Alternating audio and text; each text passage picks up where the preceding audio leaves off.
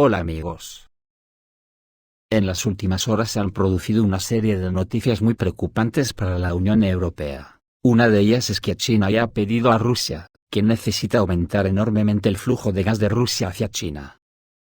Esto lógicamente va en detrimento de la Unión Europea, que ha caído impunemente en las manos de Estados Unidos, y va a exterminar la industria europea.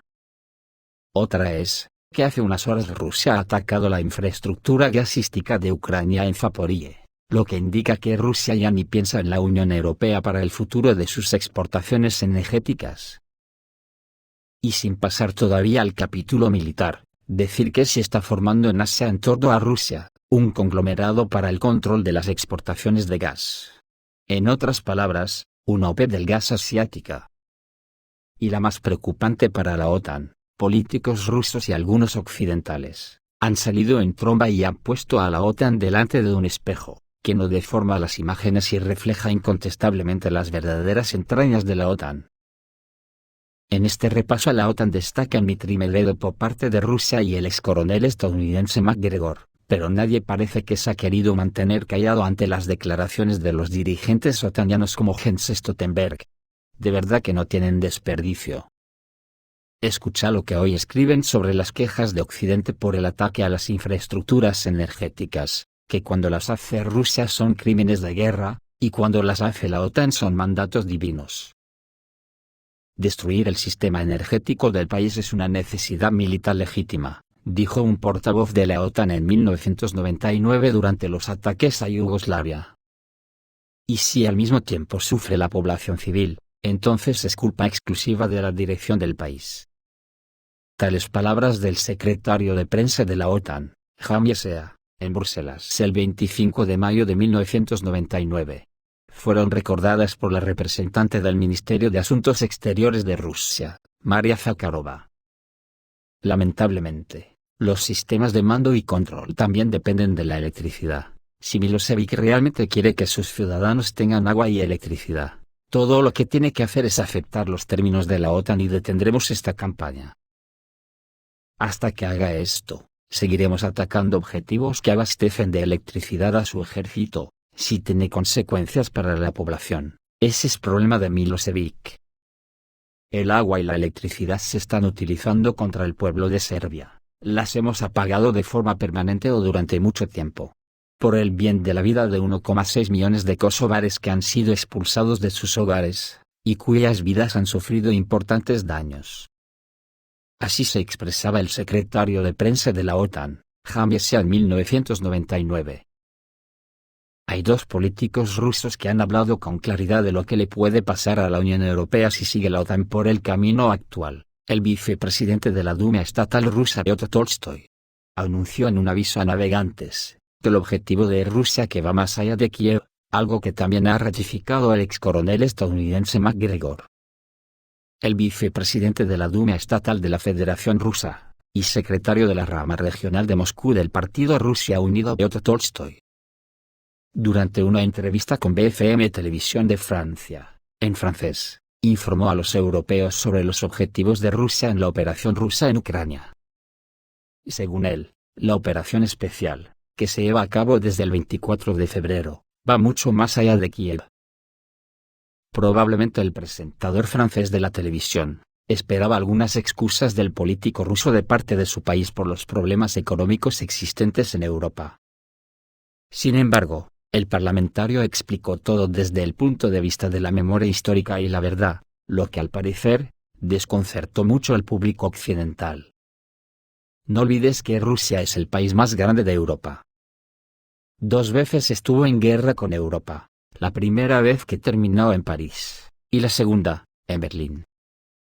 Y cuando digo que Kiev es nuestro objetivo, sigo siendo modesto, dijo el vicepresidente de la Cámara Baja del Parlamento ruso durante una conversación en la televisión francesa. Tolstoy agregó que Europa pagará por el apoyo de Ucrania con su economía. La población local sentirá un aumento en la inflación, y en los precios del gas y la electricidad. Hizo hincapié en que aquellos que quieran cambiar sus vidas para mejor, incluso después de 30 o 50 años, regresarán y se sentarán a la mesa de negociaciones con Rusia. Por su parte Dmitry Medvedev conmina a la OTAN a que debe arrepentirse y disolverse. El jefe adjunto del Consejo de Seguridad de la Federación Rusa, Dmitry Medvedev, en su canal de Telegram, recordó los crímenes de la OTAN y dijo que el mundo civilizado no necesita esta organización. El secretario general de la OTAN recordó que Ucrania ganará como Estado independiente soberano, pero no dijo nada sobre su integridad territorial. Y la regresión constante es que los arrogantes advenedizos de la OTAN siempre olvidan fácilmente los golpes de Estado cometidos por su organización en países soberanos de todo el mundo. Los jefes de Estado legítimamente electos derrocados y las decenas de miles de civiles asesinados, ancianos, mujeres y niños. Sobre el suministro de armas a todo tipo de chusma y regímenes extremistas, la regresión también llegará sobre la impunidad de los líderes de la Alianza del Atlántico Norte por las atrocidades cometidas. Después de todo, desde el momento de su formación, la OTAN ha demostrado repetidamente su esencia corporativa puramente cerrada, actuando en interés de un puñado de países anglosajones y sus secuaces. Al mismo tiempo, no más del 12% de la población mundial vive en países de la OTAN. El mundo civilizado no necesita esta organización, deben arrepentirse ante la humanidad y ser disuelta como entidad criminal. Por su parte, Washington engaña a su socio, que carece de la determinación de romper, ha afirmado Dmitry Medvedev, y la alianza entre Estados Unidos y la Unión Europea se encamina hacia un divorcio feo, asevera el expresidente ruso. El matrimonio entre Estados Unidos y la Unión Europea probablemente terminará en divorcio, después de la obvia trampa económica del macho alfa estadounidense, dijo el expresidente ruso Dmitry Medvedev. Los comentarios se hicieron el lunes en medio de informes de los medios de que las naciones de la Unión Europea están cada vez más enojadas por lo que ven como oportunismo estadounidense en medio de la crisis de Ucrania. Estados Unidos no tiene intención de compartir sus ingresos. Por el contrario, roba los últimos ahorros de su anciano socio y se embolsa el dinero sin ningún reparo, escribió Medvedev, subjefe del Consejo de Seguridad de Rusia en su canal de Telegram. Washington hace cada vez más atractivas las condiciones comerciales en el país para las empresas europeas, y alienta a otras naciones a comprar sus productos, señaló. Mientras tanto, el mercado de productos europeos se está reduciendo en parte debido a su decisión de desvincularse de Rusia, agregó. Realmente no puedes confiar en esos patrones ricos. Así de simple, Europa está fuera de la asignación, dijo. La Unión Europea podría romper con su tramposo socio y comenzar una nueva vida de libertad. Pero lo más probable es que no tengan suficiente determinación y testosterona para ello, agregó. En un guiño a la corrección política, Medvedev dijo que se negó a definir los géneros de los personajes en su metáfora.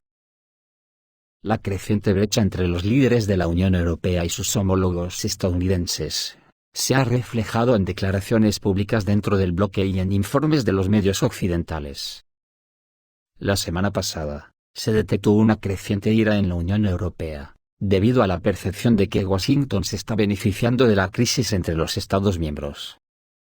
Algunos de los altos funcionarios del bloque están irritados por el hecho de que los proveedores de energía de Estados Unidos están vendiendo gas natural licuado a las naciones de la Unión Europea a un precio 4 veces más alto que en Rusia, mientras que los contratistas militares se están beneficiando al vender más armas a Ucrania. Los funcionarios de la Unión Europea también señalan la ley de reducción de la inflación de Estados Unidos, y el impacto que tendrán los incentivos financieros para las empresas ecológicas. Para que las empresas europeas que intenten competir, ya que tienen dificultades para hacer frente a los precios récord de la energía en casa. Y algo que escuece mucho en la OTAN, es oír voces occidentales como la del coronel Douglas MacGregor, ex asesor del secretario de Defensa en la administración de Donald Trump, veterano de combate y autor de 5 libros. Escribió un largo artículo para The American Conservative, sobre cómo cambiará el mundo tras el final del conflicto en Ucrania. Conflicto que está distorsionado por la prensa estadounidense que cubre esta guerra y sobre todo, qué tipo de ejército ruso saldrá de él. Esto dice Douglas MacGregor. Nuestro liderazgo político-militar, que empujó a Estados Unidos a las guerras en Vietnam, en los Balcanes, en Afganistán, en Irak y Libia. Lo hizo porque estaba seguro de que estas guerras serían rápidas y victoriosas. Los presidentes estadounidenses, sus asesores y los principales líderes militares, nunca han considerado una estrategia como la de evitar conflictos y entrar en guerras solo si somos atacados, y simplemente nos vemos obligados a luchar. Ucrania se ha convertido en víctima de esta forma de pensar, de no estar dispuestos a analizar todo el poder y los intereses estratégicos de Rusia. Estados Unidos viera a Rusia a través de una lente con un enfoque muy limitado. Y extrañamente aumenta ficticiamente la fuerza de Estados Unidos y Ucrania, mientras ignora las ventajas estratégicas de Rusia. Sus profundidades geográficas, sus recursos naturales casi inagotables, la unidad de su sociedad y la capacidad de su complejo militar industrial para aumentar rápidamente la tasa de producción. Ahora Ucrania es una zona de conflicto militar, donde se aplican los mismos enfoques que los Estados Unidos practicaron en Alemania y Japón durante la Segunda Guerra Mundial, en Vietnam en la década de 1960, y durante décadas en Irak. Las redes eléctricas, la infraestructura de transporte, las comunicaciones, la producción de combustible y los depósitos de armas están siendo destruidos sistemáticamente. Millones de ucranianos continúan huyendo de la zona de guerra, y esta huida tendrá consecuencias nefastas para los estados europeos y sus economías. Mientras tanto, la administración Biden está cometiendo incesantemente el pecado imperdonable en una sociedad democrática, de no decirles la verdad a los estadounidenses, que a pesar de lo que se dice constantemente en los medios occidentales, Ucrania no está ganando esta guerra. Durante meses, las pérdidas ucranianas en mano de obra ascendieron a miles gracias a una serie de ataques sin sentido en el sur del país, todos los cuales debilitaron extremada y peligrosamente al ejército ucraniano.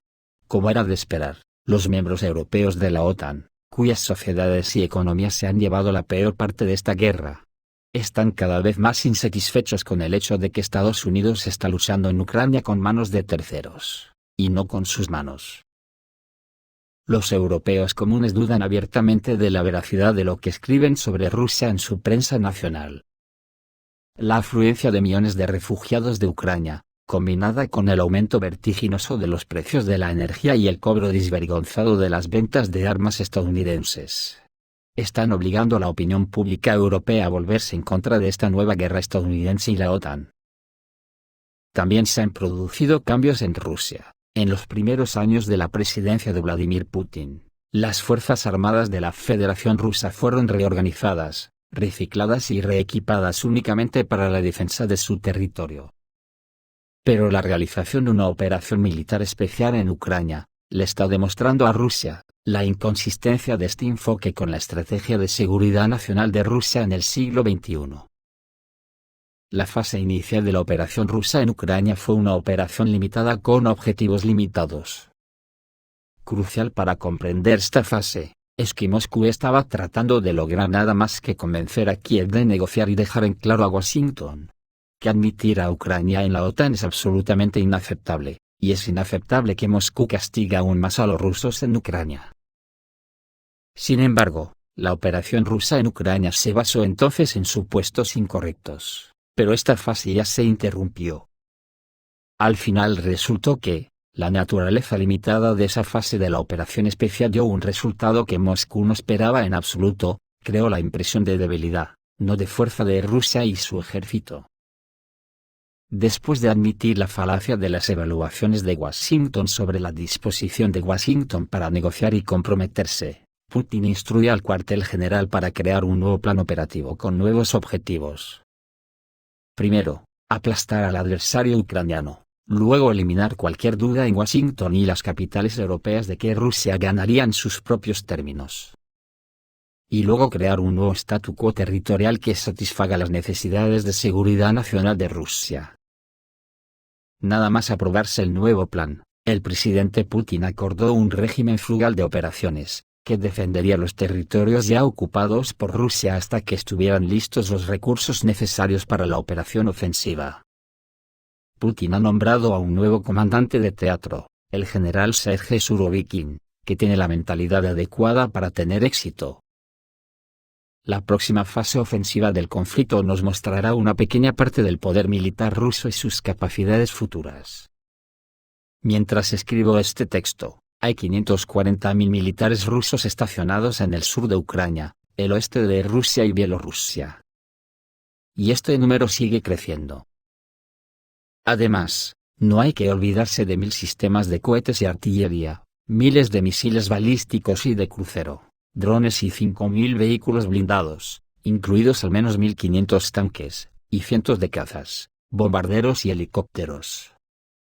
Estas nuevas fuerzas tienen poco en común con el ejército ruso que ingresó a Ucrania el 24 de febrero de 2022. Ya se puede predecir que las fuerzas armadas rusas, que nacieron en el conflicto en Ucrania, estarán diseñadas para realizar operaciones estratégicamente decisivas. El ejército que aparecerá en el fuego de esta guerra, probablemente se creará de acuerdo con los patrones del coronel general Makhmut Gareev fallecido en 2019. Que se describen en su obra, ¿Si hay guerra mañana? Esbozos de futuros conflictos armados. La nueva estructura militar consistirá en una fuerza mucho más poderosa capaz de llevar a cabo operaciones decisivas en un tiempo relativamente corto con refuerzos y entrenamiento mínimos. En otras palabras, cuando termine el conflicto, Washington encontrará que Rusia ha multiplicado su potencial militar, y de hecho, al entrar en confrontación armada con Moscú, la Casa Blanca quería lograr justo lo contrario. Pero ninguno de los resultados futuros de las políticas de hoy debería sorprender a Washington. Desde el discurso de Biden en Varsovia, donde exigió un cambio de régimen en Moscú, la administración de Biden se ha negado a construir su política exterior de manera estratégica y con sabiduría. Como un general tonto que insiste en que se defienda cada centímetro de la tierra hasta el último soldado, el presidente Biden ha reafirmado y sin cesar la disposición de Estados Unidos para una confrontación con Rusia. Y de hecho, con cualquier otro estado que vaya más allá de los hipócritas estándares democráticos globalistas. Además, para Biden, el precio que el pueblo estadounidense pagaría por esta confrontación no era importante, tanto en el campo de la seguridad, como en el campo del bienestar. El discurso de Biden en Varsovia fue emocionalmente acalorado y envuelto en el velo ideológico del globalismo moralizante, y que es tan popular en Washington, Londres, París y Berlín. Pero para Moscú, ese discurso equivalía al plan de paz cartaginés. La estrategia de política exterior de Biden, de no tomar prisioneros, que Estados Unidos está siguiendo ahora, significa que la próxima fase de la guerra de Ucrania no será solo la destrucción del Estado ucraniano. Los últimos restos del orden mundial liberal de la posguerra, también serán destruidos. Habrá grandes cambios en el poder y las estructuras de influencia en toda Europa, especialmente en Berlín, sin mencionar Washington y Moscú. Este proceso, en cierto sentido, incluso afectará a Pekín. Esto es lo que opina el coronel estadounidense McGregor sobre lo que ocurrirá en Ucrania con la OTAN. Postdata, lo que significa el plan de paz cartaginés, que la OTAN está acostumbrada a exigir a sus conquistados. La paz de Cartago en el año 241 a.C., puso fin a la Primera Guerra Púnica. Una serie de derrotas militares obligaron a Cartago a reconocer la inconveniencia y el peligro de continuar la guerra con Roma. Como resultado, Cartago perdió todas sus colonias, todo su ejército y tuvo que pagar tributo constante a Roma. Esto es todo, amigos, reciban un saludo.